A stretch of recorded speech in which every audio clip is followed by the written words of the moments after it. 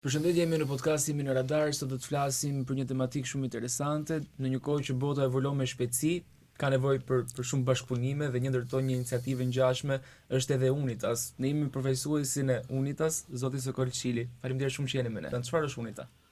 Atëherë Unita është shkurtim fjalësh që do thotë United Trade Action Worldwide. Është një projekt i projektuar në Zvicër, domethënë një platformë e projektuar në Zvicër dhe e zhvilluar gjithandej, domethënë në të gjithë botën. Programuesit tanë janë Gjermani, Zvicër, Shqipëri, Emirate, edhe nëpër vende të tjera në momentet që kemi nevojë për specifika, domethënë për një diçka specifike. Marrim kryesisht që kemi europian si programues.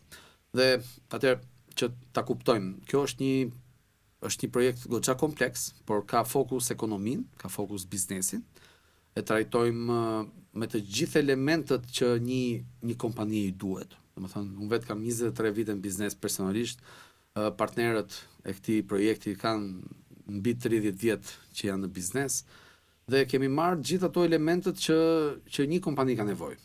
Por i kemi aktualizuar me situatën që po evolon çdo ditë më shumë, që është inteligjenca artificiale. Inteligjenca artificiale ne na ndihmon sepse na bën një analizë më të shpejtë dhe më koncize për një kompani që është e regjistruar tek Unita. Domethënë, kjo nis si një platformë që ta kuptojmë pak, është një business to business platform, por do ketë edhe pjesën e një rrjeti social, janë të ndërthuara bashkë me inteligjencë artificiale që shërben si motor dhe shërben si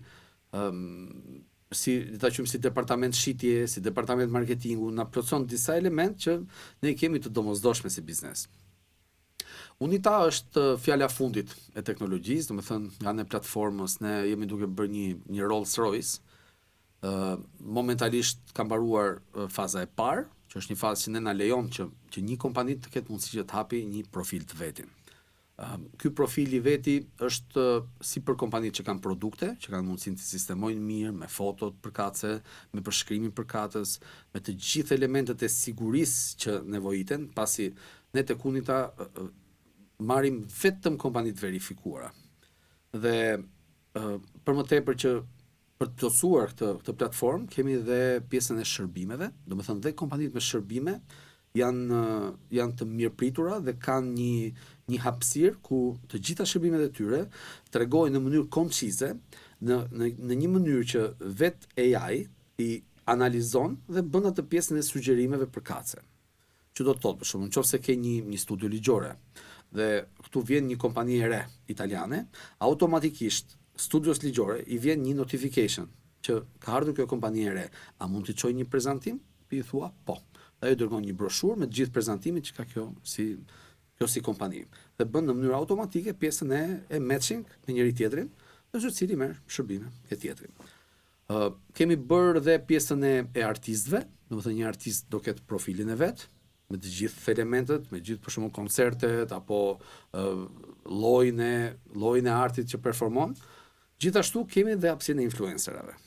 Influencerat i kemi quajtur artist, do jenë kryesisht verifikuar, do jenë influencer që janë me ndjekës real, jo me këto të shtuarat, dhe do ketë profilizimin, çdo influencer do ketë profilizimin, që për shembull X-i është i profilizuar për pjesën e ndërtimeve, për pjesën e fabrikave, për pjesë gjërash të mëdha, dhe janë kryesisht emra apo mosha që janë të caktuara dhe përfaqësojnë më së miri ta quajmë atë kategori. Pastaj mund të ketë kategori që janë për shembull ke pjesa e botës femërore, kategoria fashion, për rrobat, për këto, është e mirë profilizuar dhe kjo, që edhe ky influencer kur lidhet me kompaninë përkatëse, janë të dy që marrin një shërbim që si më thënë është njëri që e bën dhe tjetri që e pranon. Pjesa tjetër ne kemi një risi në pjesën e platformës, është organizata dhe NGO-t. Domethënë do jetë i vetmi vend në botë që do jetë i mirë organizuar pjesa e organizatave dhe NGO-ve. Secila NGO do ketë një përshkrim të mirë të gjithë veprimtarisë saj dhe në mënyrë automatike sistemi e lidh për shembull me grante, e lidh me thirrje për projekte, po jo vetëm këtu, në të gjithë botën. Kjo është e mira e kësaj pune, sepse Unita do të ketë zyra fizike kudo dhe do të jetë e shtrirë në gjithë globin. Sa e rëndësishme është, ju thatë që keni 23 vite që merrni me biznes, por sa e rëndësishme është që një kompani shqiptare të jetë pjesë e një platforme që ka edhe shumë kompani ndërkombëtare. Çfarë përfitojnë?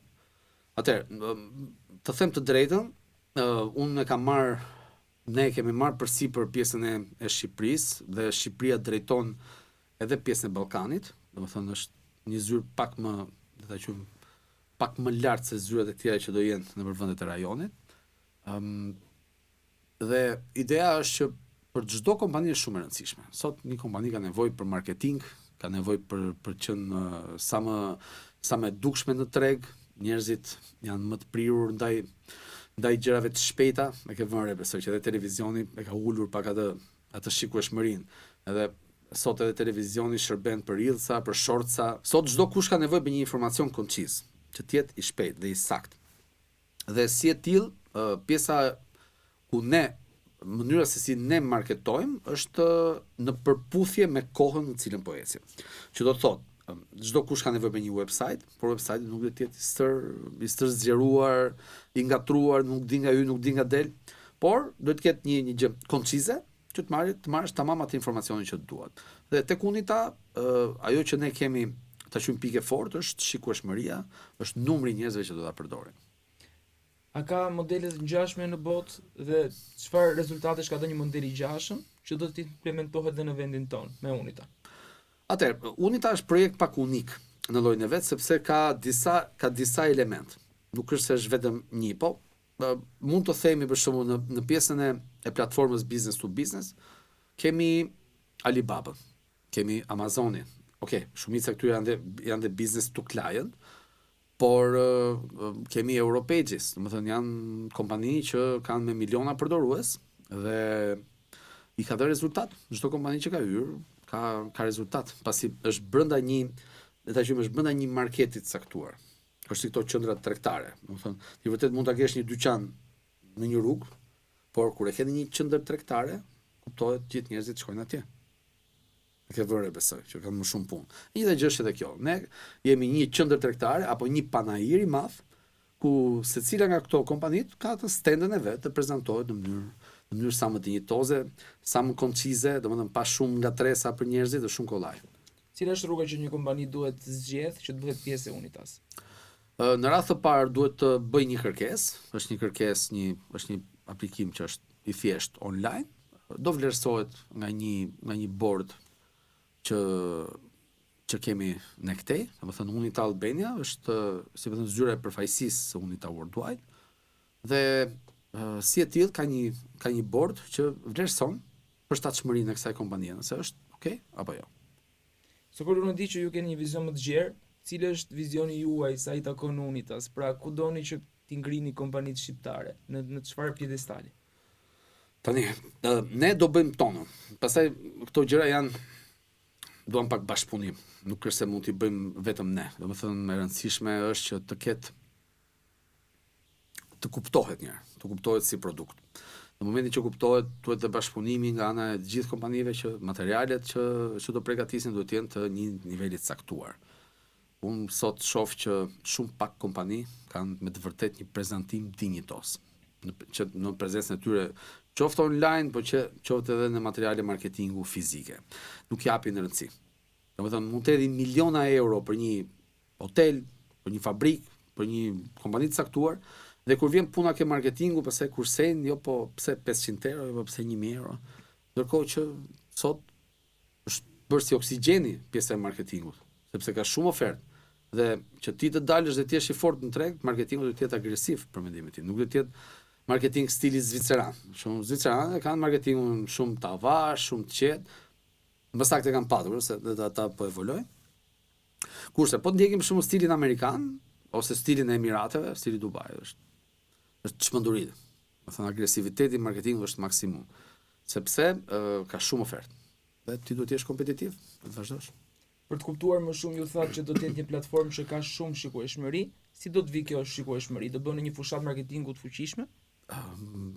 Patjetër. Marketingu tek ne zë gati 70% projektit. Dhe shumica e të ardhurave që do jenë që të gjitha për marketing. Por kemi disa forma goxha specifike, jo ta quajmë fushata të çuara dëm. E rëndësishme është që Unita nuk është thjesht një formë reklame, por do jetë një marketplace, do jetë një habitat për shumë kompani, pasi është një projekt më i gjerë se sa thjesht një platformë. Do të thënë ne thellë jemi dhe një komunitet që mbështesim njëri tjetrin, që jemi të prirur të marrim produktet apo shërbimet tek njëri tjetri. Kuptohet nga pala tjetër do ketë discounte, do ketë dhurata, do ketë disa privilegje, që pse i ti je pjesë e Unitas, çfarë merr ti në këmbim. Dhe të qenurit pjesë do të thotë që e para ti ke besim, sepse çdo gjë është e verifikuar, nuk do kesh surpriza. Nëse ka surpriza për atë që ofron këtë lloj surprize të pakëndshme, do ketë ndëshkime deri në largim nga grupi apo nga platforma. Dhe si e tillë do jetë një garanci që për bashkëpunime apo shërbime që merr do ke dikë që është garant. Nuk do jesh i vetëm në këtë botë, si më thënë. Çfarë do të humbin kompanitë që nuk do të jenë pjesë e Unitas? Do humbin të qenë pjesë e Unitas. Edhe kuptohet, domethënë momentin që dikush bën një gabim të rënd, apo mashtron dikë që është nga grupi apo bën një diçka që s'duhet bërë, që ka një rregullore që është e shkurtër, është e thjeshtë, do përjashtohet. Të gjithë do e marrin vesh se çfarë ndodhi me të, do të them ku gaboj. Qartë. Ju Sokole keni lidhur jetën tuaj mes Shqipërisë, Zvicrës dhe Dubait. Kohët e fundit ne kemi mësuar që jeni tërhequr pa nga real estate, sepse ka ardhur ky vendimi juaj.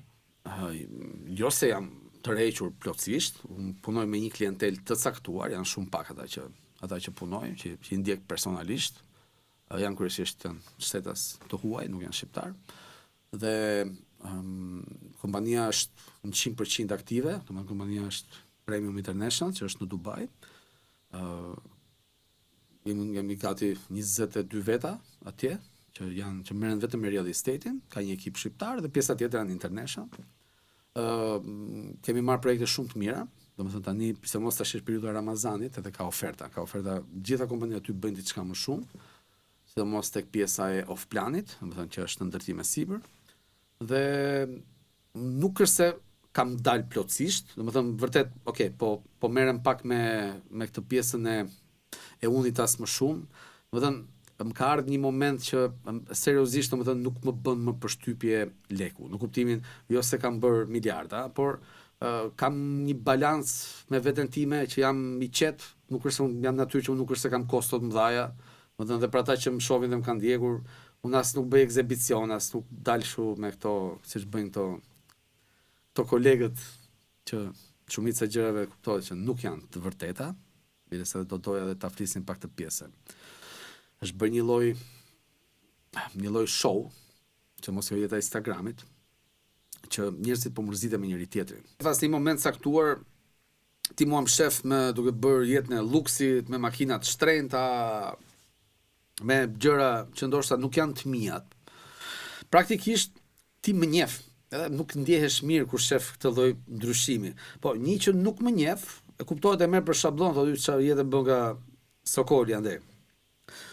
Ne kemi patjetër që kemi vende të mira, kemi momente që janë, mund t'i quajmë që janë pak luksoze, po personalisht nuk i kam ndarë asnjëherë këto gjëra, sepse miqtë e mi janë ata që ndjekin, nuk dua që askush të ndjehet keq në këtë lloj prizmi, por një pjesë nuk e vrasin shumë mendjen, domethënë marrin qoftë edhe makina me qera, qoftë edhe shtëpia që si janë. Jetesës në Emiratet Bashkuara apo flisni? I referohem jetesës por edhe këtyre që bëjnë pak pjesën e real estate-it. Domethënë që janë agent të ndryshëm apo kompani të ndryshme.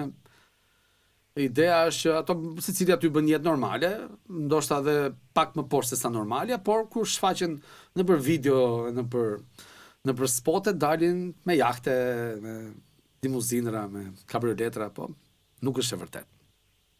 Dhe që t'i kthehemi asaj, domethënë ideja është që real estate-i është prap pjesë e jetës time, por kuptohet, unë jam, si më thënë, aksioneri i kompanisë, aksioneri vetëm, dhe merrem më shumë me pjesën e stafit, merrem me pjesën e motivimit të njerëzve, me mundësi të reja që mund të ketë. Dhe kjo, pak a shumë. Ishte shumë temë e bukur ajo që ju sapo kapët dhe trajtuat. Është në masë, e shikoni në masë të problemin dhe a ndikon kjo në audiencën shqiptare, një realitet i shitur ndryshe nga jashtë në Dubai në këtë rast? Po të prish Terezin, domethënë çojmë mëngjes, shoh jetën tënde ti që je maj i jahtit aty ngrohtë, me koktelin tënd përpara, ndërkohë unë këtu në shi, duke kërkuar, duke gjetur parking për makinën, në trafik. Dhe nuk ndihem mirë praktikisht. Domethënë duket vetja i pavlerë. Ndërkohë që nuk është e tillë jeta jote. Ti e ke pjesë të një spoti apo të një videoklipi apo të një tregimi të një prone apo të një lloj jete që okay, jo se nuk bëhet, absolutisht, po s'mund ta bësh dot për ditë. Somos po jem punë, po je duke jetuar.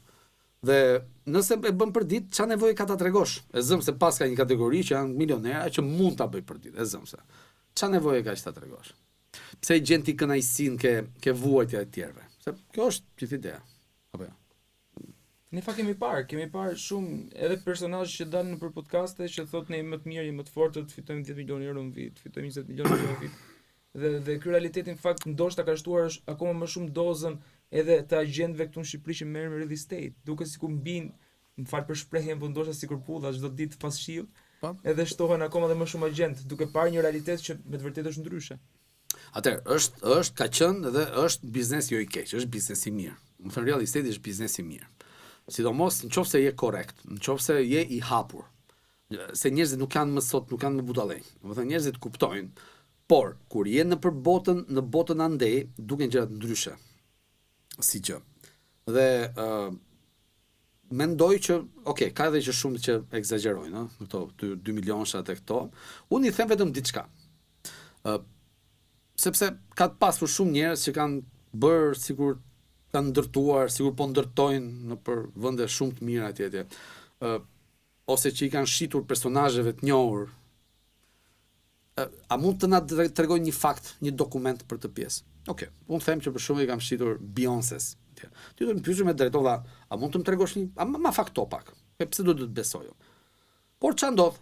Ndodh që pa dashje, se tu bëjnë gabim dhe gazetarët, edhe gazetarët të mëdhenj, se s'do të bëj emra, po ata që janë më on the top. Ta e marrin për të mirë qenë, edhe i thotë, "Jo, thotë ke shitur kaq, po thotë ai kam shitur, do ndërtojmë këtu, jo, thotë do ndërtojmë këtu." Do të thënë, dhe në momentin që un kam besim te ai gazetari, unë e marr për të mirë qenë të personazh. Praktikisht, normalisht, a duhet të investigosh ti pak që unë po përdor televizionin tënd, po përdor imazhin tënd, për çfarë? Që të tregoj një diçka timen, apo jo? Dhe ti si gazetar nuk mund ta marrësh shablon fjalën time. Ti do të bësh minimalisht një pak investigim. Që unë them që kam kompani në Dubai. Ti thua, të lutem, a ma tregon pak licencën? Minimalisht, se të takon ta bësh, se ti mbron publikun tënd. Po asnjë nga ju nuk e bën. Normalisht, i bini pak shkurt. Më fal se po të sulmoj pak shkurt. Jo, s'kem as kohë, fakt. Si? Se është shumë e shpejtë, edhe mënyra se si rrjedh lajmi këtu në Shqipëri dhe jo për të shfaqsuar gazetarë, se normalisht edhe puna jonë është ajo që ju sapo thoni, po nuk varet çdo gjë vetëm nga gazetarë. Po për të kaluar përsëri. Ja vetëm fal. E di pse kanë zgjedhur Emiratet edhe Dubain për të jetuar. Kjo ishte pyetja radhës, po. Ja ta ka pa përpara. Atëherë, unë përpara Dubait kam qenë në Zvicër. Që kam qenë gati 4 vjet e pak, me vajtje ardhje me Shqipërinë, por një pjesë shumë të madhe të kohës e kaloj atje. Kurse në Dubai kam vendosur kaloj pjesën më të madhe të kohës në tërësi. Pse? Sepse aty, ka goxha para, ka goxha milionerë që vinë investojnë. Është një vend që ka një marketing nga gjithë globi. Por ajo që unë jam atje, edhe shumë nga ne jemi atje, është sistemi. Aty kanë studiuar dhe kanë një sistem të përsosur jetese. E para nuk të bezdis njeri, flas nga në shtetit. E dyta nuk ndodhi, nuk ka grabitje, nuk ka probleme nga këto që janë komplet shumë bazike, që të prishin Terezin. Për shembull punimet nëpër pallate. Fillohen mbas orës 10 dhe deri në orën 6 pasdite. Nuk lejohet mbas orës 6. Pjesa e sigurisë absolute. Domethënë me të vërtetë e kam provuar vetë, lihet çantën mbi majën e kofën, ose vjet telefonin aty nuk ta prek njeri. Pse se po e mori dikush, aty të presin pak dorën. Më kupton? Dhe për më temë çka kishin bërë, kanë bërë shpërblim Gjetë ti një gjë që ka një vlerë, po flasim 1.000 euro, me 10% të asaj gjëje mbrapsht po e ktheve në polici. Po në rastin se nuk e kthen, ke një gjop deri 100.000 euro për këtë lloj gjëje. Kupton? Atë çfarë do bësh në atë rast? Dhe po them, siguria, sistemi dhe mënyra si është organizuar jeta aty është ajo për cilën ne jemi atje. Çfarë ka ndryshe përveç këtyre që ju sapo thas? Ka menaxhim. Nuk ka politik, ka menaxhim. Ka domethënë është një grup njerëzish që me të vërtet menaxhojnë. Ndjehen mirë kur ne të tjerët apo të gjithë ndjehen mirë. Se tjetë për punë, për shembull për punë lekësh i kanë marrë ato, çka kishin për të marrë i kanë marrë. Por paraja nuk ka kuptim, po nuk pati qarkullim. Domethënë ti mund të jesh me 1 miliard euro në një ishull të vetmuar, çfarë do bësh ti me ato lekë? Por paraja është qarkullimi. Domethënë un jam gjithmonë me atë që duhet të gjithë të ham nga pak. Por roli në këto raste për shembull i shtetit që ndërton një sistem është i tillë që ofron vetëm sigurinë se për të punë na duhet.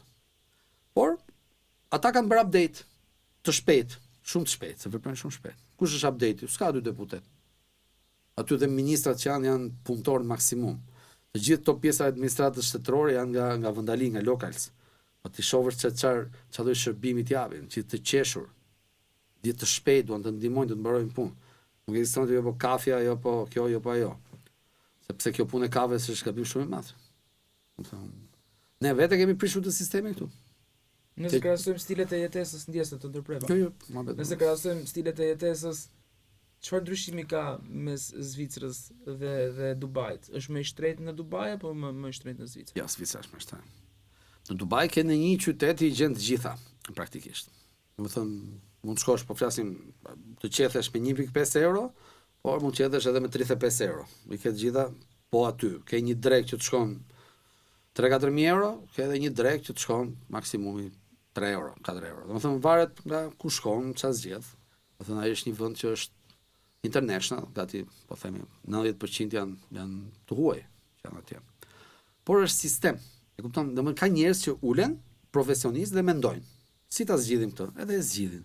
Ku shohin një problem, përpiqen ta zgjidhin. Unë doja para pak kur erdha në fillim, pas trafikun ishte katastrofë. Tu, Tirana është katastrofë. Parking s'ka.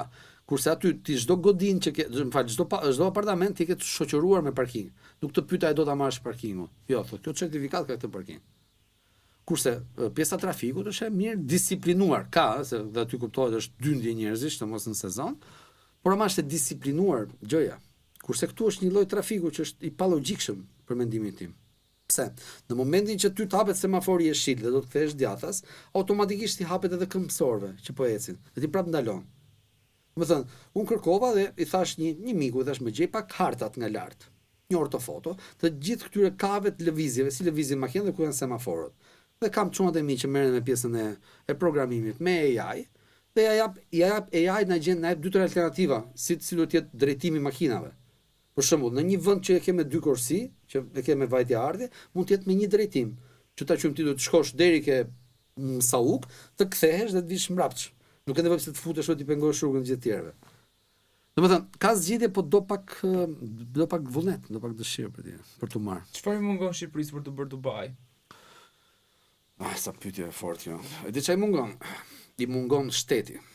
Po shteti është duhet të jemi të gjithë ne shteti. Domethënë, unë mendoj që çdo kush nga ne që ka një pasaportë shqiptare është pronar i këtij vendi. Dhe si pronar, le ta quajmë si aksioner i një kompanie, ne zgjedhim menaxhmentin. Dhe menaxhmentin më thuaj në një kompani që për shembull ai CEO i kompanisë vjen në punë, e merr vendin e punës, duke dalë me protesta apo me tabela, ma jep mua të vend punë, ma jep mua. Jo më zotëri, ai duhet sjellë një CV. Te ky grup njerëzish që janë aksionerë duhet ta zgjedhin për vlerat që ka, jo për ato që premton, për ato që ka bërë, jo ato që thotë që do bëj. Më kupton? Atëherë, deputetët për shembull, pse na duhen ne? Deputetët kanë qenë ku vendimi ka qenë një kohë ku njerëzit s'kishin komunikim, ishin me ato qeret me kal, dhe që mos vinin 10.000 veta këtu në ta quajmë në qendër dhe të vendosnin për gjërat që i përkisin vendit, dërgonin një më të mençurin. Edhe ai ta quajmë përfaqësonte zonën e X-it, të Korçës, si gjë. Tash ty sot s'ke nevojë ti ke deputetin në dorë. Apo jo? Ti me një aplikacion Aty çdo gjë që ke një problem apo një ankesë, ja çon direkt atij pushtetit vendor që e zgjidh situatën. Po kupton? Domethënë ka ca kosto të tepërta këtu që këto kostot po tu menaxhonin në projekte dhe në zhvillim, mendoj që do të ishte shumë më mirë. Domethënë Shqipëria ose më saktë vendi duhet trajtuar si kompani. Kjo është për mendimin tim. Andaj ashtu funksionon. Është biznes. Zoti Cili, ju ktheheni shpesh në Shqipëri, e ndani jetën tuaj mes Shqipërisë, Zvicrës, por edhe Dubait, si ju mund të ketë edhe shumë në përballë shqiptarë që kanë shkuar, pse nuk kthehen edhe për të kontribuar këto ide që ju keni? Shumë pyetje e bukur kjo. Pse nuk kthehen? Po pse duhet të kthehen? Pse duhet të kthehen?